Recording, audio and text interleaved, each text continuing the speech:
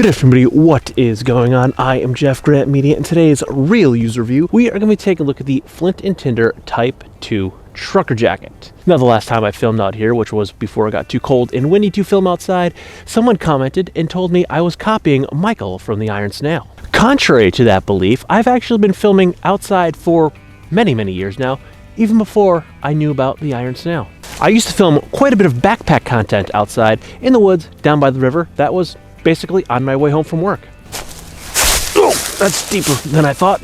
And I usually don't change my camera angle as often as this. I usually kind of just walk to my spot and change once or twice, depending upon the sun, because as it comes up, it moves around and creates either harsh shadows or really bright hotspots. But I don't know why there's all these big holes all over the place. I keep falling in them. So if you think that I'm copying off of Michael from the Iron Snail, I'm okay with that. I take it as a compliment. Also, it smells like skunk out here. Now, Huckberry did send me this as a sample for review, but all the opinions in this video are mine and mine alone. I did not share this content with Huckberry prior to publication. They will see this when you do.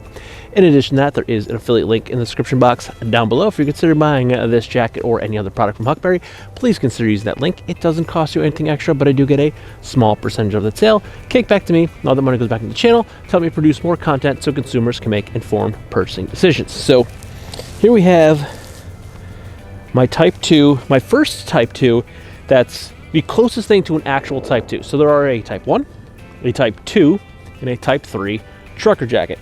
So this dates back to Levi's in 1953. We have our pleats with our chest pockets, two chest pockets that are down a little bit lower, that kind of start like right below the nipple. Now, this is what I'm calling a modified Type 2 because it does have hand warmer pockets, where a traditional Type 2 will not have hand warmer pockets. This particular one does have epaulets on the back, so you can shrink it in if you need to kind of taper it a little bit at the waist. But I've noticed not all Type 2s have that. I think it is part of the traditional Type 2.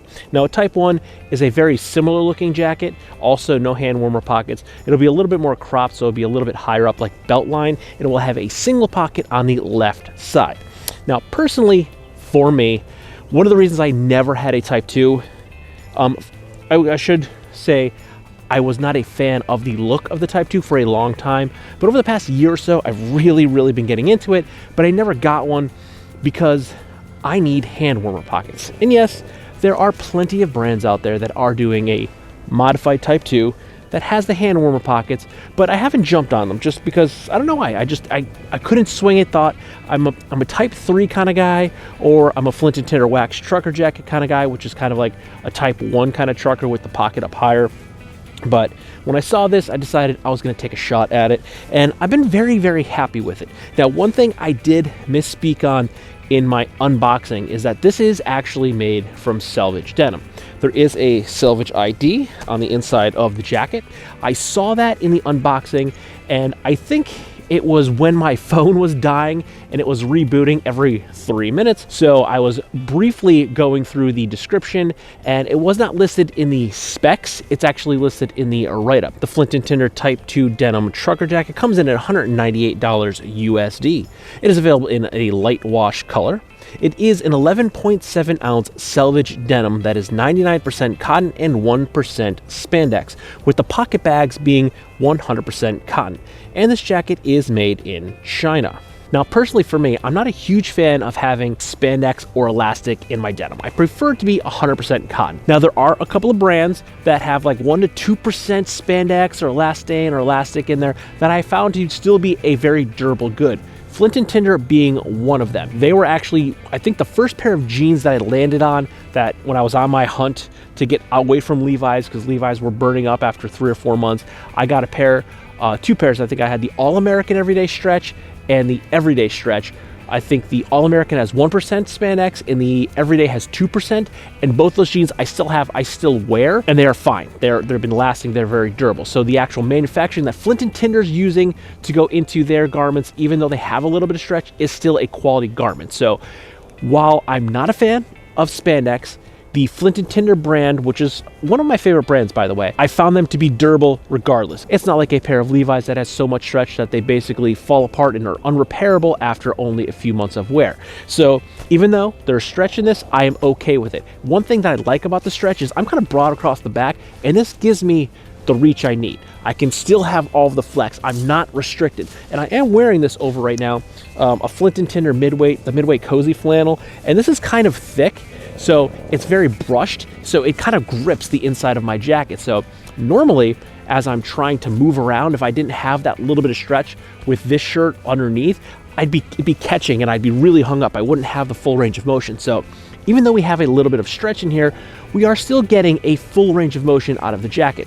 I've been wearing this quite a bit. It's the end of March here now. We've had some pretty warm days, today not being one of them, but I've been able to actually get a lot of wears out of this. One other thing, it's a light wash. So you can see here I am wearing a relatively new pair of Selvedge Denim jeans.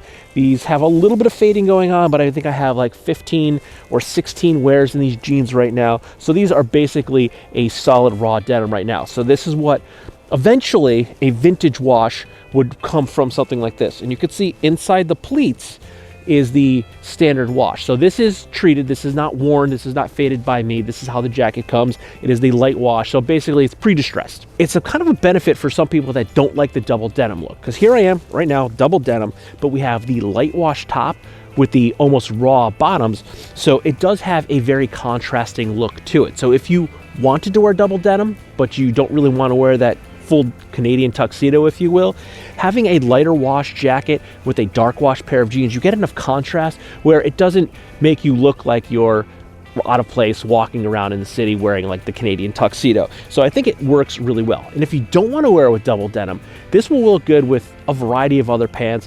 One of my favorites to wear is the Proof Rover double knee pants. I have them both the earth and the black, both of which look good with this jacket. And you can also wear these with something like the Flint and Tinder All-American Carpenter pants, which I've actually been wearing quite a bit lately. It looks pretty good with those as well. Now, temperature range, right now it's about 35.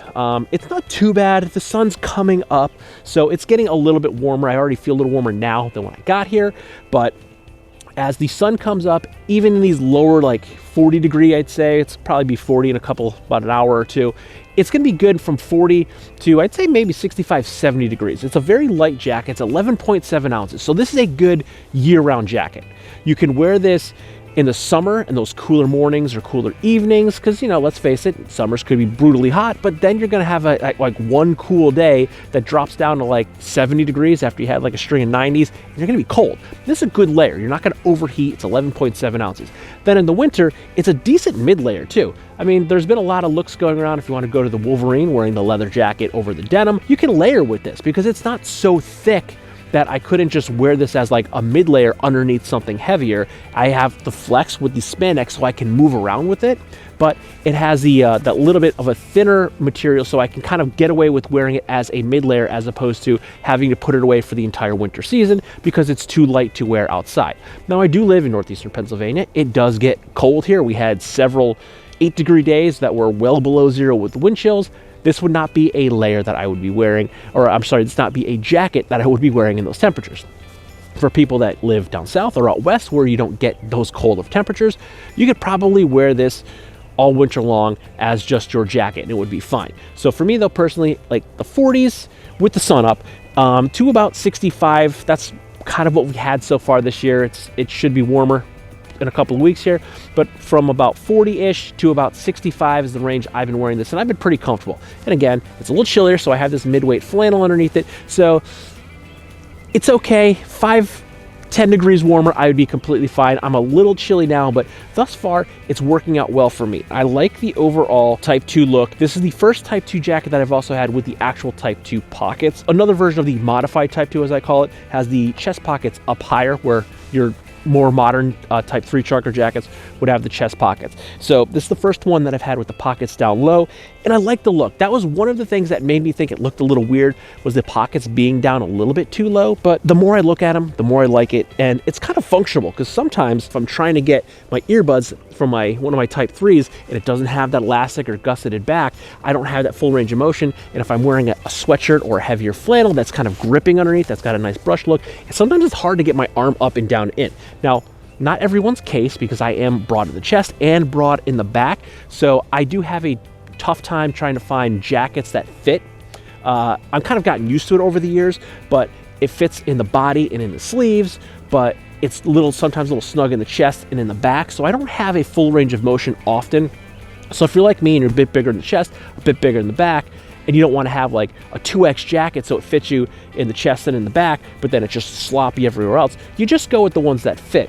And sometimes, type 3, with the pocket being up a little higher, when I'm trying to get my earbuds in, I can't really bend my arm and get in if I'm layered underneath that denim jacket. So with the stretch, I have a little bit more range, but also because the pocket is a little bit lower, which I can't really finagle because my fingers are cold, I can get into it much easier. I don't have to get my arm all the way up here. It's down a lot lower. So the accessibility of these pockets is pretty nice. I didn't think about that at first until I actually had one. I just saw the stylistic choice of it and I thought it just looked a little bit weird, but because they're a little bit lower, I can get into them much, much easier.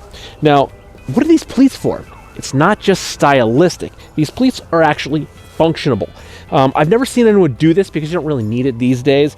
People like to buy things. We're consumers. That's how basically our society is built.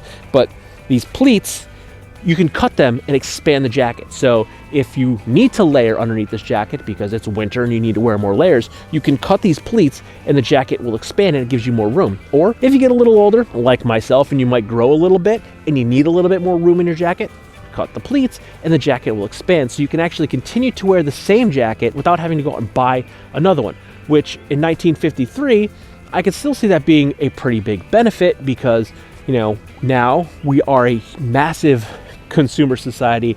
70 years ago, while we were a consumer society, we weren't as corporatized, I guess you could say. So people didn't have as much disposable income to go out, or just didn't want to just buy another jacket just because the fashion trend changed. So they would just buy one jacket and wear it until it was dead. So giving them the option to cut the pleats to expand their jacket so they can continue to wear it longer was a huge benefit. But now it's a stylistic thing. It looks cool. I like the way it looks, which is one of the reasons that drew me into the Type 2 is I like the pleats. And even though originally I didn't like the pockets here, I like the look of the pockets. And all in all, I'm pretty satisfied with it. Again, personally, I'm not a huge fan of spandex in my clothes, but I found that at least for Flint and Tinder, there's a few brands that the spandex and the way they construct their garments, it is still very durable, even though it has that little bit of stretch in it. So it gives that stretch for comfortability, but it's still a durable product that's not going to fall apart on you after a couple of months of wear. But do I think this jacket is worth $198? And yeah, I do. It's a good garment. It's a solid garment. It's very comfortable to wear. It has the minimal amount of stretch in it that I am comfortable with wearing, that I know it's going to work. I trust the brand. Yes, it is made in China. It is imported. And yes, China has a bad connotation of putting out poorly made products. But then again, every country could put out poorly made products, and every country can also put out well-made garments. And this is one of those things. I have several products that I've recently got that are made in China, one of which is a very expensive pair of boots that are amazing. So yes, even though it's made in China, China does put out a quality product. They don't just put out garbage, and this is one of those quality products. Huckberry chooses where they manufacture the things pretty cautiously. So wherever this is being made, wherever factory or company is making this in China, they're doing a good job with it. This isn't a crappy garment that should be selling for like 25 bucks. This is worth $198. But overall, I am very satisfied with the jacket. I like the form, I like the fit, I like the finish. It drapes well on the body. I can wear it over something like a mid-weight flannel. I can wear this over a sweatshirt and I could still be comfortable and I still have a full range of motion. So I am satisfied with the Flint and Tinder Type 2 denim trucker jacket. And if you're looking at it, I don't think you're going to be dissatisfied. I have been very happy with it. Flint and Tinder has been one of my favorite brands that I have been wearing for 2 years at least at this point. So I have faith in the company. I like Huckberry's products. I know that they are sourcing and manufacturing their stuff ethically and from good reputable companies that are going to put good production value into the products and not just pump something out just to sell it, just to make money. They're going to put out a product that's actually going to wear well and last. So if you're looking at it, I would say buy it. I am very content with mine. So with that, if you like this video or any of my other videos, don't forget to like, comment, share, and subscribe. Smash that big red button and ring that bell right next to it so you get notifications the next time I post a brand new video. Good night.